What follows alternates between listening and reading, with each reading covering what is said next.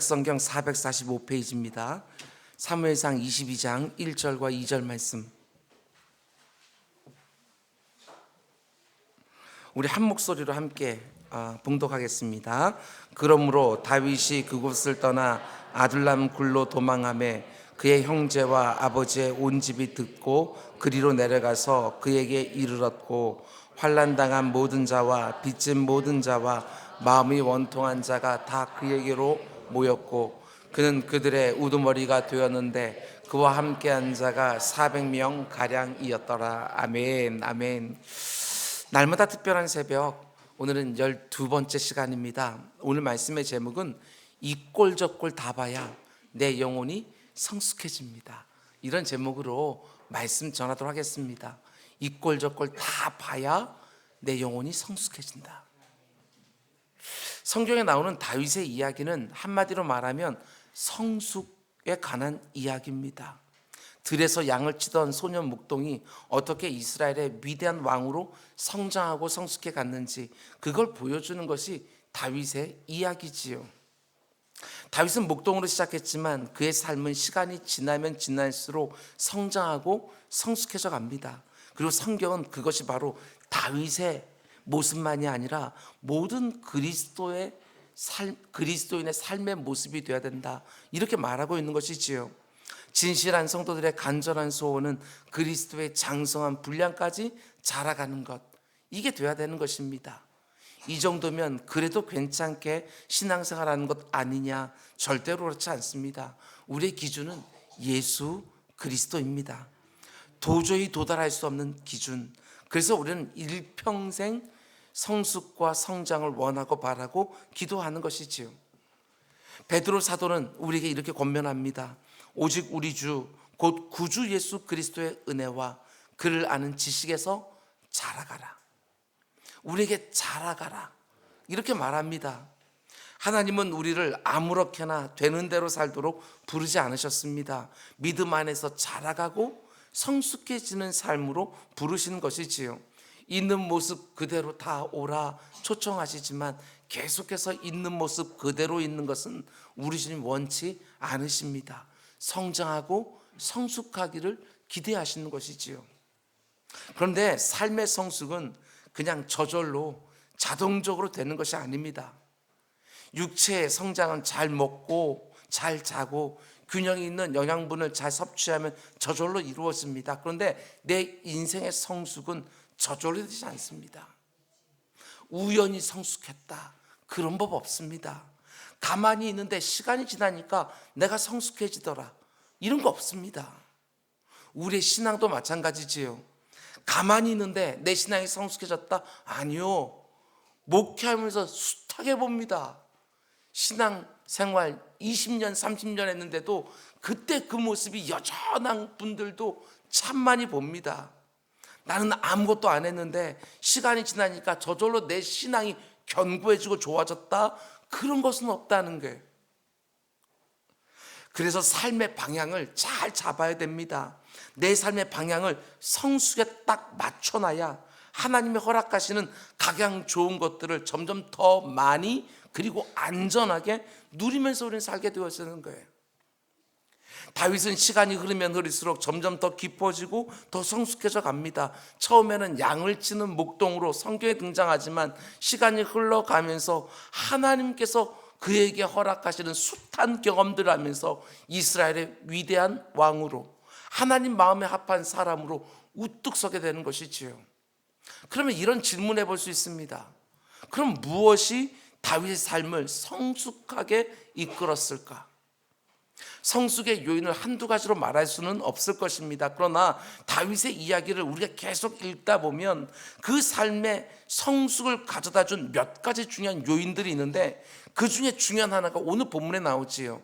그것은 사람들이었습니다. 사람들.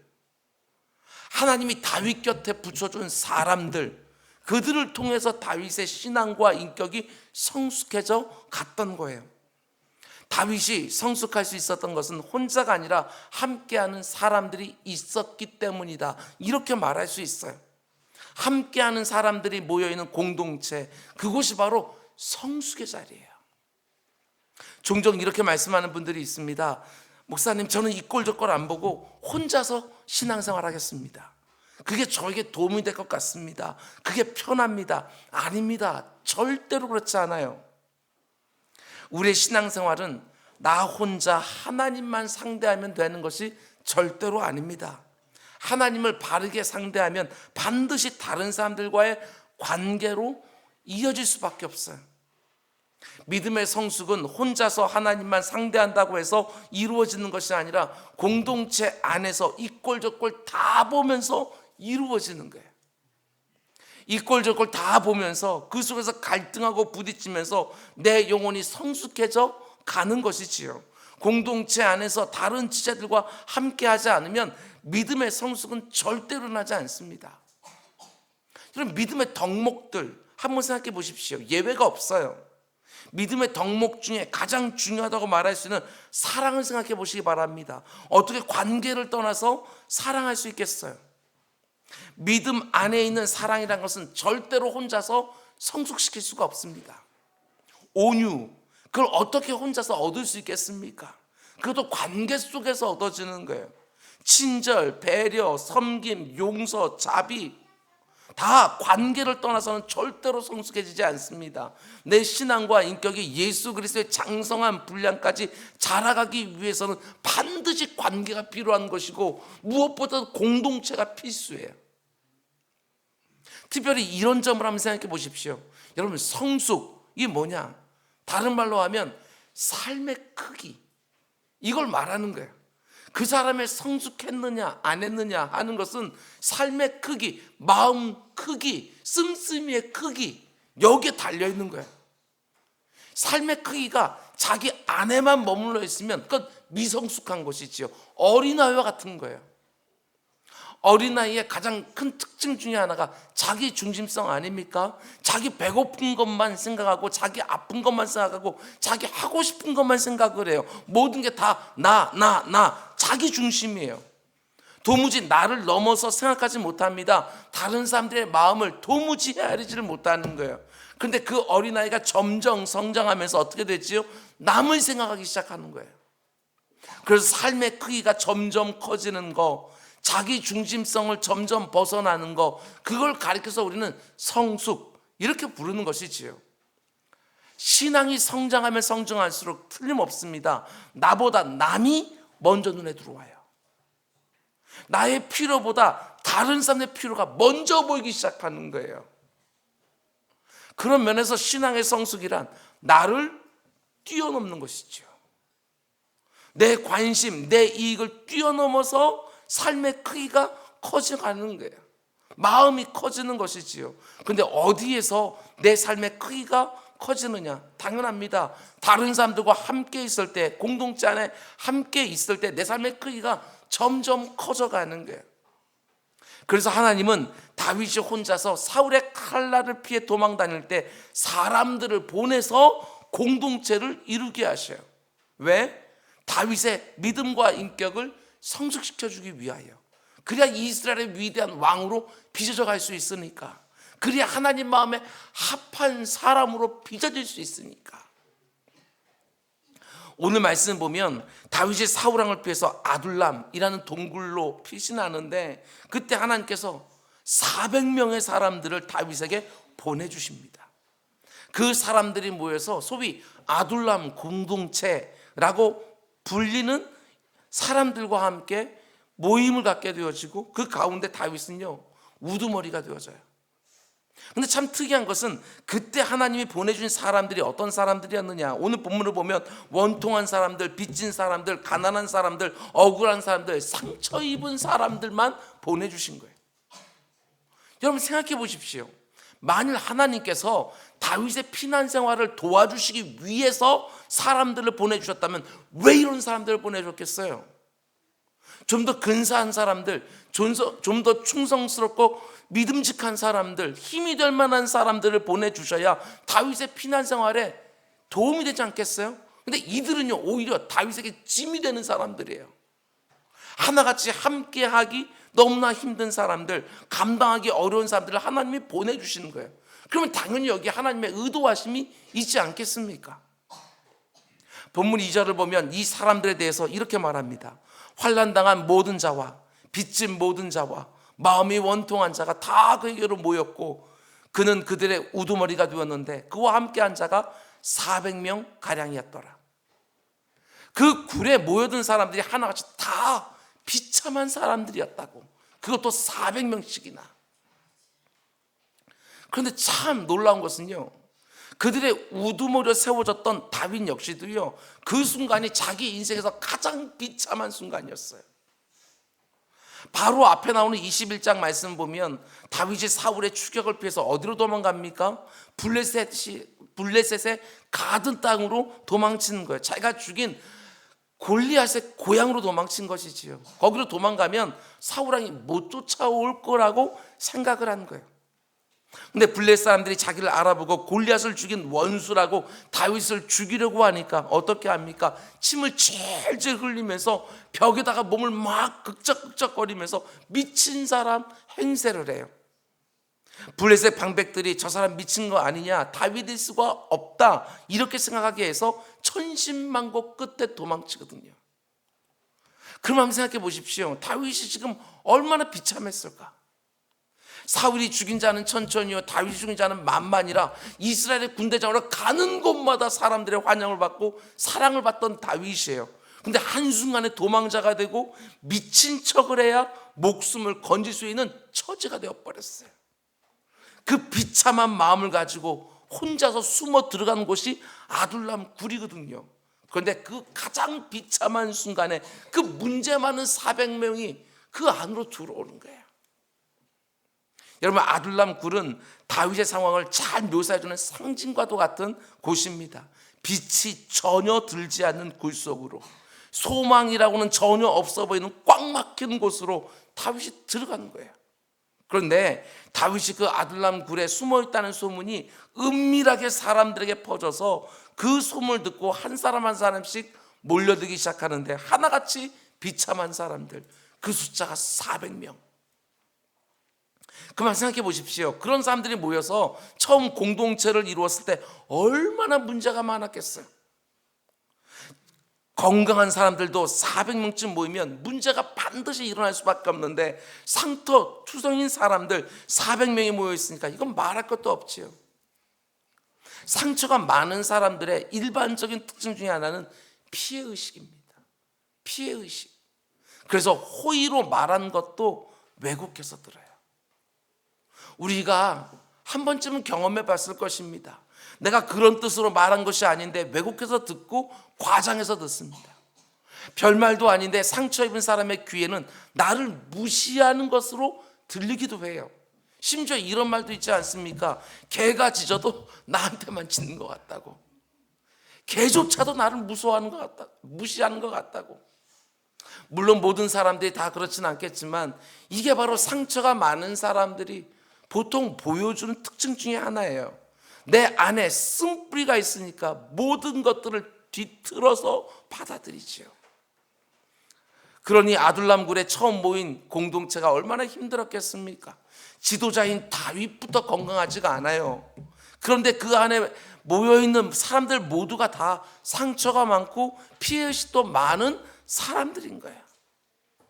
근데 참 놀라운 것은 그 아둘람 공동체 안에서 다윗의 신앙과 인격이 성숙해져 간다는 것입니다. 그들 속에서 다윗이 인내를 배우고 그들을 상대하면서 온유를 배우고 그들을 이끌기 위해서 그들을 이해하는 법을 배우기 시작하는 거예요. 다윗이 그 400명의 사람들을 품을 수 있었던 이유가 있습니다. 상처 많은 사람들이 모인 그 공동체 안에서 다윗은 상처를 받기도 하고 참 고통스러운 순간도 경험하지만 그들 때문에, 이게 중요해요. 그들 때문에 오직 하나님을 의지하기 시작하고 부르짖고 인내하면서 자기 안에 있는 상처가 치유되기 시작을 해요. 그들 때문에 고통스러워서 그들을 도무지 인도할 수가 없어서 하나님께 도움 구하러 그 앞에 나가서 절절히 부르짖다가 내 안에 있는 상처들이 치유되기 시작하는 거예요. 상처 많은 그들을 품어내는 과정을 통해서 오히려 다윗의 상처가 치유되기 시작한다. 그러면서 내 삶에 있는 고통을 처리할 수 있는 능력도 점점 생겨나기 시작을 하는 거예요. 그 힘든 사람들을 어떻게든 품기 위하여 애쓰다 보니까 다윗 자신의 상처도 치유되어지고 고통을 처리할 수 있는 능력도 커지고, 그게 전부가 아닙니다. 다윗 안에 있는 상처가 치유되기 시작하고 고통을 처리할 수 있는 능력이 점점 생겨나기 시작하니까 어떻게 되어집니까? 자기와 함께 할 수 있는 사람들 다 품을 수 있는 넉넉한 마음의 공간이 생겨나기 시작한 거예요. 이게 성숙이에요. 다른 사람들을 품을 수 있는, 특별히 나와 다른 사람들을 품을 수 있는 내 마음의 공간, 이것이 넉넉할수록 그 사람이 성숙한 사람이 되는 거예요. 아둘람 굴에 몰려든 그 400명의 사람들이 다윗과 끝까지 함께합니다. 사울의 군대가 언제 쳐들어와서 자기들을 죽일지 모르지만 그래도 안 떠납니다. 왜 그랬을까? 그들이 있는 그 아둘람 굴이라는 장소가 커서가 아니에요. 그들을 이끌고 있는 다윗의 마음이 크기 때문에 그래요. 이게 중요한 거예요. 리더가 마음 가운데 속에 몇 명을 품을 수 있느냐, 이게 굉장히 중요한 거 아니겠어요? 여러분, 서정주 시인이 쓴 자화상이라는 시를 보면 이런 표현이 나옵니다. 나를 키운 것은 파라리 바람이었다. 나를 지금 이만큼 키워준 것은 80%가 거센 바람 때문이었다. 이렇게 서정주 시인이 노래를 해요. 다윗의 고백도 마찬가지가 아니었을까? 나를 지금 이만큼 성숙하게 한 것도 나를 거세게 흔들던 저 400명 때문이었다. 여러분, 어느 모임이나 그 안에 나를 힘들게 한 사람 있는 거 아시죠? 모르십니까? 다 아시잖아요. 그런데 왜 교회에 와서 그런 사람이 있으면 놀래냐고요. 직장도 그렇고 교회도 그렇고 어떤 모임에 다 똑같아요. 몇 안 되는 가족 중에도 나하고 말 안 맞는 사람이 있어요. 같은 배에서 나온 형제들도요, 나하고 안 맞는 사람이 있어요. 교회 공동체 안에 정말 별의별 사람들이 다 있습니다. 아니, 저런 사람들이 어떻게 교회 안에 있을 수 있을까? 그렇게 말할 수 있는 사람들도 틀림없이 그 안에 있어요. 교회 안에도 이기적이고 자기밖에 모르는 사람 분명히 있습니다. 누가 10번 베풀면 그래도 한 번쯤은 나도 베풀만 한데 계속 받으려고 합니다. 누가 계속 참아주면 나도 한 번쯤 참을만 한데 계속해서 나는 안 참으면 다른 사람들의 인내만 요구하는 사람도 분명히 있어요. 그러면 그 사람 잘 품으려고 하다가도 한 번 지치지요. 모이기만 하면 듣기 싫은 자기 자랑 끝없이 쏟아내는 사람도 있어요. 얼마나 교만한지 늘 정답만 말하면서 가르치려고 하는 사람도 있습니다. 늘 자기가 옳아요.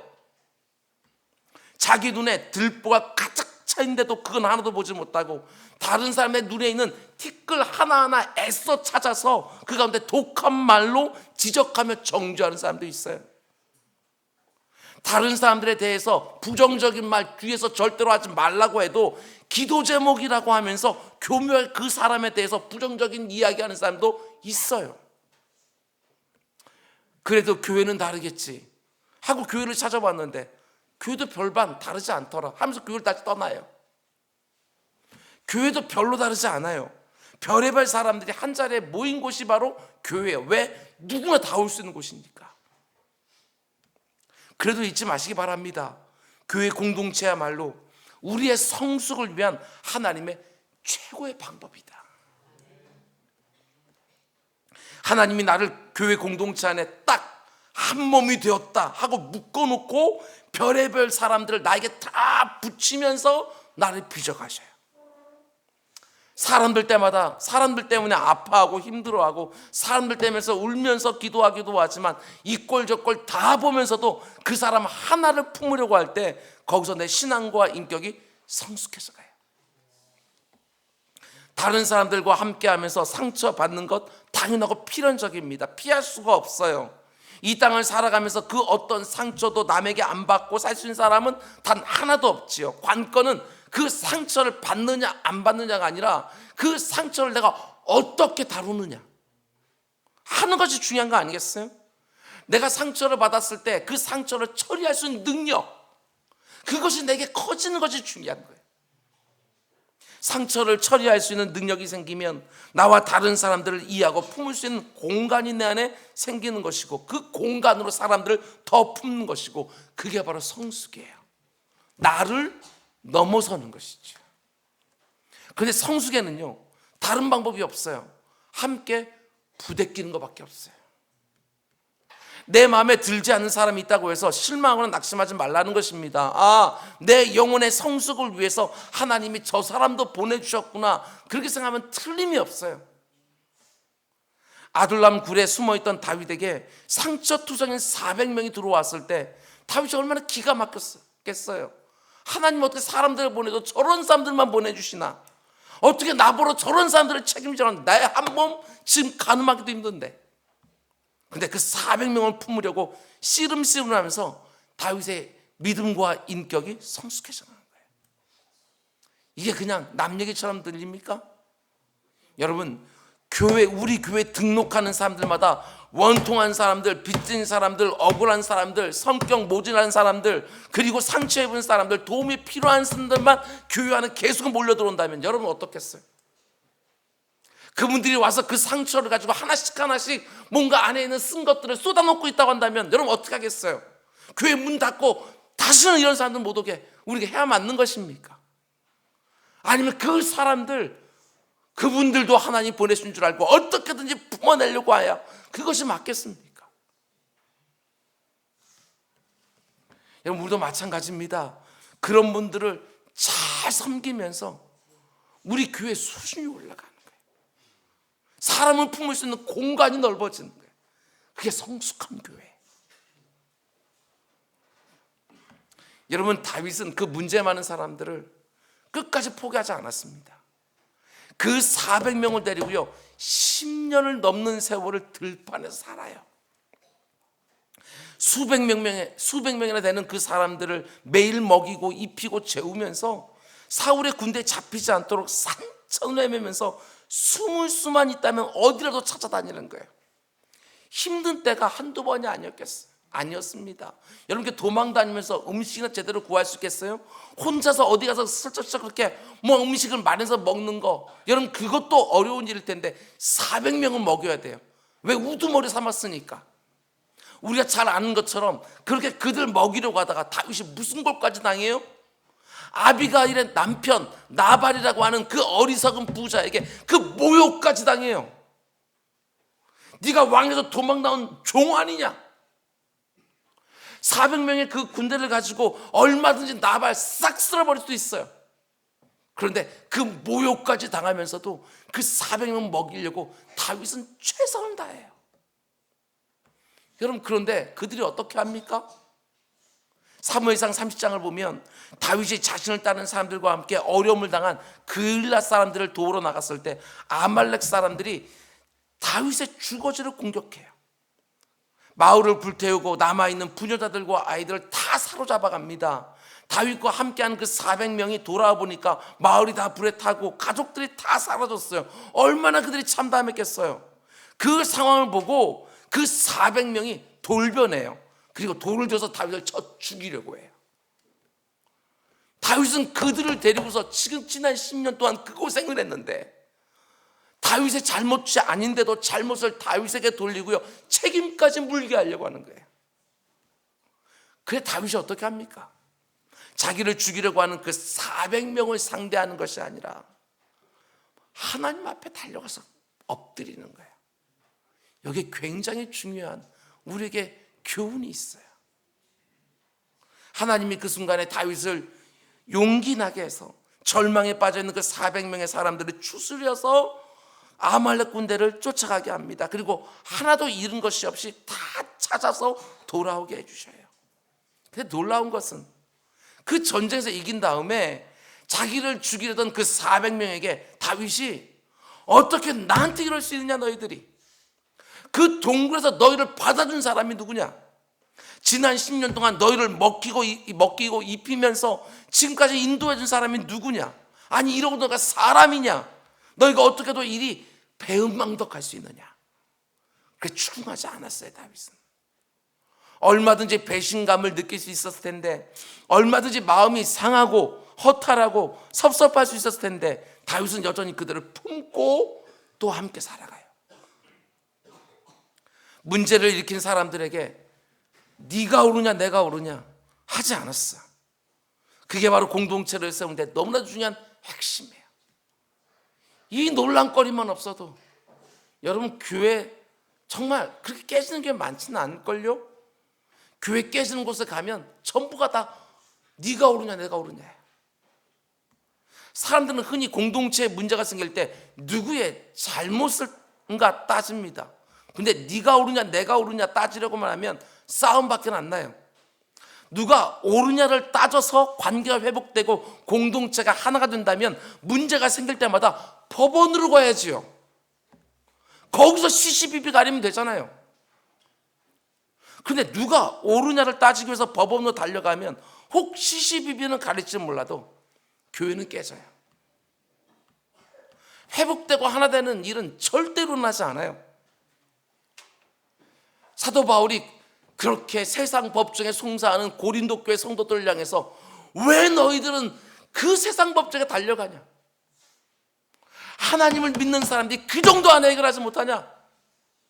책망했던 것처럼 여러분 옳고 그름을 먼저 따지면 반드시 갈라지게 돼 있어요. 그럼 어떻게 해야 되느냐? 그때 상황을 사무엘상 30장은 이렇게 기록하고 있습니다. 백성들이 자녀 때문에 마음이 슬퍼서 다윗을 돌로 치자 하니 다윗이 크게 다급하였으나 그의 하나님 여호와를 힘입고 용기를 얻었더라. 자기를 죽이려고 하는 사람들 때문에 마음이 다급해졌지만 그 순간에 하나님을 더욱 의지했다. 그가 더욱 의지한 하나님은 어떤 하나님이셨습니까? 그에게 있는 문제보다 더 크신 하나님, 자기를 돌로 치려고 하는 저 배은망덕한 사람들까지도 바꿔낼 수 있는 하나님, 그 하나님 앞에 엎드린 거야. 지금 내 앞에 있는 문제를 선으로 바꿔줄 수 있는 능력의 하나님을 딱 붙드는 순간 돌을 들어 자기를 죽이려고 했던 사람들마저도 품을 수 있는 마음의 공간이 생긴 거예요. 그때 다윗의 영혼과 믿음과 인격은 또 한 번 성장해요. 상처를 통해서 아픔을 통해서 그 영혼과 인격이 더욱 성숙해진 것이지요. 틀림없습니다. 내게 아픔을 주고 상처를 주는 사람들을 품으려고 할 때 내 마음속에 넉넉한 공간이 생겨요. 나를 인정해주고 잘해주는 사람들과 나하고 말이 통하는 사람들과만 같이 교제를 나눈다? 그 사람 성숙하지 않습니다. 관계가 성숙해지는 건 아니에요. 그냥 친해지는 것이지. 여러분, 누가 내 마음을 힘들게 할 때 어떻게 해서든지 그 사람 사랑해 보려고 힘을 한번 써보시기 바랍니다. 그냥 안 된다고 말하지 말고 힘이라도 한번 써보시기 바랍니다. 하나님 앞에 나아가서 마음 다로 기도 한번 해보시기 바랍니다. 그렇다고 해서 내 마음이 도저히 움직이지 않는데 하나님이 원수까지 사랑하려고 하시니까 그 말씀대로 안 하면 죄책감이 드니까 너무나도 고통스러워하면서도 억지로라도 사랑하려고 시도하는 거, 제가 그걸 말씀드리는 게 아니에요. 사실은요, 사랑하려고 시도하는 것조차도 안 되는 사람도 있어요. 싫은 사람도 있어요. 내가 받은 상처가 너무 커서 용서할 마음이 도무지 안 생기는 사람들이 틀림없이 있어요. 그런데 하나님이 한 번씩 그런 마음을 주실 때가 있어요. 잘못은 그 사람이 했지만 그 사람도 품어야겠다는 마음을 하나님이 한 번씩 주실 때가 있다고요. 그럼 그때는 사랑해 보겠다고 한번 시도해 보시라고요. 그런 마음을 하나님께 주셨으니까. 누가 내 인생을 긁고 핥길 때에 그래도 하나님 주시는 마음이 생겨날 때가 있으면 그때는 기도하면서 어떻게든 받아내려고 씨름하는 것이지요. 그 씨름을 통해서 내 마음의 크기가 자라나게 되는 거예요. 그게 바로 다윗의 성숙의 비결이었습니다. 자기에게 상처를 주고 아픔을 주는 사람들을 용납하고 인내하고 기다리는 과정을 통해서 성숙해져 간 거예요. 그 과정 중에 사람들을 품을 수 있는 공간도 점점 커졌던 것이고, 그러면서 지금은 400명은 품고 있지만 후일 온 이스라엘 백성들을 품을 수 있는 사람이 된 것이지요. 다윗의 성숙을 보면서 어떤 학자들은 상처 입은 치유자, 이렇게 말하기도 합니다. 운디드 힐러, 상처 입은 치유자. 상처를 입었지만 하나님 앞에서 자기의 상처를 치유하고 오히려 다른 사람들까지 치유하는 사람. 자기 삶의 상처가 수도 없이 많았지만 하나님 앞에서 그 상처를 먼저 극복하고 나서 다른 사람들을 품는 삶을 사는 것이지요. 다른 사람의 상처까지 끌어안을 수 있는 넉넉한 마음의 공간을 가진 사람이에요. 다윗은요, 시편 34편에서 이렇게 고백합니다. 내가 여호와께 간구하매 내게 응답하시고 내 모든 두려움에서 나를 건지셨도다. 이 곤고한 자가 부르짖음에 여호와께서 들으시고 그의 모든 환난에서 구원하셨도다. 너희는 여호와의 선하심을 맛보아 알지어다. 그에게 피하는 자는 복이 있도다. 너희 성도들아, 여호와를 경외하며 그를 경외하는 자에게는 부족함이 없도다. 젊은 사자는 궁핍하여 줄일지라도 여호와를 찾는 자는 모든 좋은 곳에 부족함이 없으리로다. 너희 자녀들아, 와서 내 말을 들어라. 내가 여호와를 경외하는 법을 너희에게 가르치리로다. 여러분, 그런데 이 시편 34편 말씀을 보면요, 거기에 표제어가 붙어 있어요. 뭐라고 붙어 있느냐?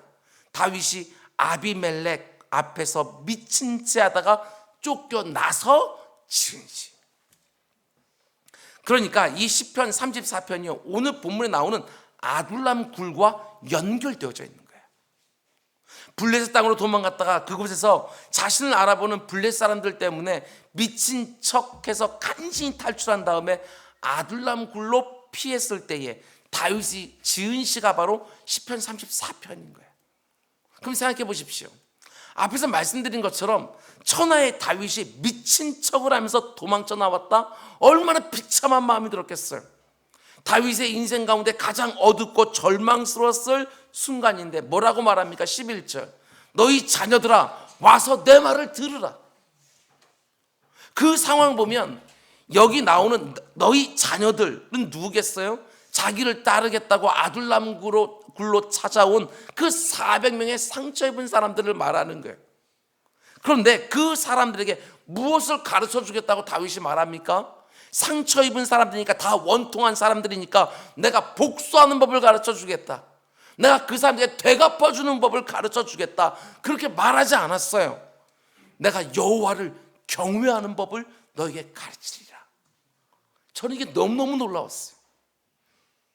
가장 비참한 처지에 있는 다윗이 또 다른 비참한 상황에 있는 사람들에게 하나님을 경외하는 법을 가르쳐 주고 있어요. 하나님의 선하심을 맛보아 알라고 오히려 그들을 독려하고 세워주고 있는 거예요. 여러분, 상처는요, 굉장히 큰 에너지 아닙니까? 그래서 상처 입은 사람들을 부추겨서 격양시키면 그 에너지를 이용할 수가 있어요. 증오범죄, 복수, 보복 다 상처, 미움, 원통함을 에너지라고 있잖아요. 그러니까 다윗이요, 자기를 찾아온 상처 입은 400명의 사람들을 자기를 위하여 이용하려고만 했다고 한다면 그건 정말 쉬웠을 거예요. 그들의 상처를 갖다가 슬슬 부추겨서 이게 다 저 사울왕 때문이다. 그가 하나님 앞에서 온전하지 못하니까 우리들이 이렇게 힘든 거 아니냐. 그러면서 사울왕을 끌어내릴 수 있는 모의도 할 수 있었을 거예요. 왜 다윗은 그들의 상처를 이용하려고 하지 않습니다. 원한 맺힌 사람들을 모아서 복수를 가르치고 그 상처를 이용해서 자기가 왕이 되는데 이용한 것이 아니라 뭘 가르쳤다고요? 내가 여호와를 경외하는 법을 너에게 가르치겠다. 저에게 너무나 놀라운 거예요. 다윗이 어떻게 이렇게 할 수 있었을까? 저는 이런 식으로 묵상했습니다. 아, 다윗이 그들을 이용하려고 한 것이 아니라 치유하려고 했구나. 상처는 복수로 치유되는 게 아닙니다, 여러분. 내가 받은 만큼 돌려준다고 해서 내가 받은 상처가 원상복구가 되는 것이 절대로 아니라는 거예요. 그 대신 다윗은 이렇게 말합니다. 8절, 너희는 여호와의 선하심을 맛보아 알지어다. 그에게 피하는 자는 복이 있도다. 그들에게 원수를 되갚아 주라고 하는 것이 아니라 하나님께로 피해라, 이렇게 말하고 있는 거예요. 이거는요, 다윗의 자기 고백이다, 이런 생각이 들어요. 내 안에 있는 상처와 아픔을 가지고 하나님 앞에 나아갔더니 하나님이 내게 복을 주시더라. 너희도 하나님께 나아가라. 너희도 하나님을 찾아가라. 다윗이 그 상한 마음을 가지고 사울에게 안갚음하려고 했다면 2번이나 죽을 기회가 있었어요. 근데 다윗은 그렇게 하지 않잖아요. 물병만 슬쩍 가져오고 옷자락만 슬쩍 빼고, 그거 가지고도 하나님께서 기름 부은 죄를 갖다가 내가 해코지했노라고 그것을 괴로워했던 그 다윗의 모습을 한번 보시기 바랍니다. 다윗이 그런 거 하나하나 보면서 다 배우기 시작을 하는 거예요. 그러면서 그는 보복하는 것이 아니라 하나님께 피하는 법을 배운 거예요. 그리고 그 법을 배워서 자기만 가지고 있는 것들이 아니라 자기에게 찾아온 그 400명의 상처 많은 사람들, 그들도 치유해주고 있는 거예요. 이게 바로 상처 입은 치유자예요. 하나님 앞에서 내가 먼저 그 상처가 치움을 받고, 너희들도 하나님께로 피해라. 하나님이 그러면 너희들 상처도 치유해 주신다. 이렇게 말씀해 주고 있는 거, 말하고 있는 것이지요. 여러분, 오직 하나님을 찾을 때만 누군가에 의해서 받은 상처가 치유되어지는 거예요. 그 상처도 간증이 됩니다, 여러분. 다른 사람들의 상처까지 만져주는 치유의 통로가 되어져요. 그래서 다윗은 원한을 품고 자기를 찾아온 사람들에게 복수를 가르치는 것이 아니라 하나님을 경외하는 법, 하나님을 두려워하는 법, 하나님께 피하는 법, 그걸 가르치고 있는 거예요. 목회하다 보면 사람 때문에 상처를 입고 저를 찾아오는 분들 꽤나 많습니다. 제 앞에서 누구 얘기하면서 다 그 아픈 마음을 쏟아놓아요. 그럼 제가 어떻게 할 것 같아요? 시시비비 가려줄 것 같습니까? 절대로 그러지 않아요. 들으면 알아요. 그 사람 마음이 얼마나 상한지, 그리고 저 사람이 잘못한 것도 알겠어요. 그런데 시시비비를 가리려고 하지는 않습니다. 똑같이 피하는 법을 배워요. 하나님께로 피하라고. 그분께로 가야 그 상처가 치유되는 것이지, 시시비비 가리면 다 다치거든요. 그래서 목사는 그렇게 말할 수가 없어요. 뭐가 맞는지 틀린지는 몰라서 그런 게 아니고, 그것으로 인하여 상처가 치유되는 것이 아니라는 걸 알기 때문에. 아둘람 굴에서 함께 했던 사람들 하나하나가 하나님께로 피하며 치유를 경험하고 나중에 다윗 왕국의 훌륭한 동역자들로 자라납니다. 여러분, 아둘람 공동체의 모습이 우리 교회의 모습이 되기를 원합니다. 참 공교롭게도 우리 교회도 한 430명쯤 모여요. 숫자가 비슷해요. 제가 그 정도 성도들을 품을 수 있는 마음의 공간이 있는지는 모르겠어요. 늘 힘들어하는 이유가 바로 아직까지도 그 공간이 너무 작아서 이렇게 힘들어하는 것은 아닌가, 말씀을 준비하면서 생각도 해보았어요. 제가 늘 말씀드리지만 우리 장로님들은 30명은 책임질 수 있어야 된다. 적어도 30명을 품을 수 있는 마음의 공간은 우리 장로님들이 다 가지고 있어야 된다. 우리 권사님들도 마찬가지고. 근데 그 30명은 나하고 마음 맞는 사람들이 아니에요. 상처 입은 사람들, 원통한 사람들, 그 가운데서의 마음에 정말 모든 것에 눌려있는 사람들, 그런 사람들 30명은 품고야지. 그게 장로 역할을 하는 것이다. 이런 말씀을 꼭 드리고 싶어요. 아무리 큰 상처를 입은 사람도 이곳에 들어오면 그 상처가 회복이 되어지고, 그 회복의 과정을 통해서 하나님을 만나고 하나님을 의지하면서 내가 어떻게 하나님께 피할 수 있는지 그걸 가르치고 배우는 장소가 바로 교회인 거예요. 그렇게 치유함을 받아서 또 다른 상처 입은 사람들을 치유해 가는 것이지요. 아둘람 공동체 안에서 상처 입은 사람들이 치유되고 이스라엘의 지도자로 세워진 것처럼 상처가 치유되는 교회, 아니 서로를 치유하는 교회, 내 안에 있는 상처 때문에 오히려 하나님을 더 깊이 경험하고 영혼이 더 깊이 성숙해지고, 그래서 또 다른 상처 입은 사람들을 품을 수 있는 교회, 여러분과 제가 사랑하는 우리 교회가 그런 교회가 되기를 원하고, 여러분과 제가 누군가의 상처를 치유하는 일에 어떤 식으로든지 쓰임받는 은혜 꼭 주어지기를 주님의 이름으로 축원을 드립니다. 이 시간 우리 함께 찬양하고 나서 함께 기도하기를 원합니다.